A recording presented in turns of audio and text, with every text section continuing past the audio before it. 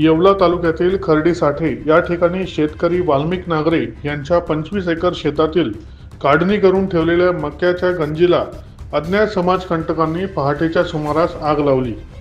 या आगीत अंदाजे 800 क्विंटल मका जळून खाक झाला असून शेतकऱ्याचे 10 लाखाहून अधिक रुपयांचे नुकसान झाले आहे। दरम्यान ज्यांनी कोणी हे कृत्य केले असेल त्यांचा शोध घेऊन त्यांना कठोर शासन करावे अशी मागणी शेतकऱ्यांनी केली आहे।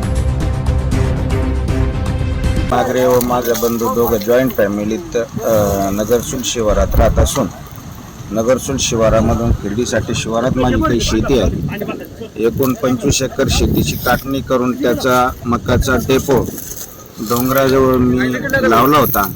मकाला भाव नसल्यामुळे काही दिवसांनी भाव वाढल्यानंतर ती काढू आणि ती विकू असं नियोजन असताना रात्री कोणी अज्ञाताने शेजारी बसून दारू पिऊन ती मका पेटवून दिली आणि माझं 20 लाख रुपयापर्यंत 20-25 लाख रुपयाचं नुकसान केलं। त्या नुकसानीतून माझ्या कुटुंबावर मोठा आर्थिक घाला झाला आणि ज्या कोणी दुश्मनी किंवा माझ्याशी दुश्मनी करून किंवा त्या ठिकाणी त्याचा काही फायदा होत असेल तर निश्चित परमेश्वर त्याला देईल, परंतु या आर्थिक संकटातून सावरण्यासाठी रीतसर असा या गोष्टीचा पंचनामा, या वस्तुस्थितीचा पंचनामा करून श्वान पथक बोलवून जो कोणी केला असेल त्याला कडक ते कडक पनिशमेंट केली पाहिजे, शिक्षा झाली पाहिजे आणि जेणेकरून भविष्यामध्ये कोणी हे करणार नाही।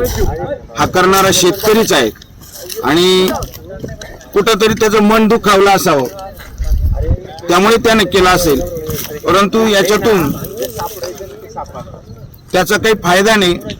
2-3 क्वार्टर इथं देशी दारू पिला तो आणि त्याने ती पेटवलेला आहे आणि या झालेल्या घटनेचा तपास करून आरोपी जो सापडेल त्याला कठोरातली कठोर शिक्षा दिली पाहिजे असं मी प्रशासनाला विनंती करतो आणि शासनाकडून मला या झालेल्या नुकसानीचं भरपाई मिळावी अशी विनंती करतो।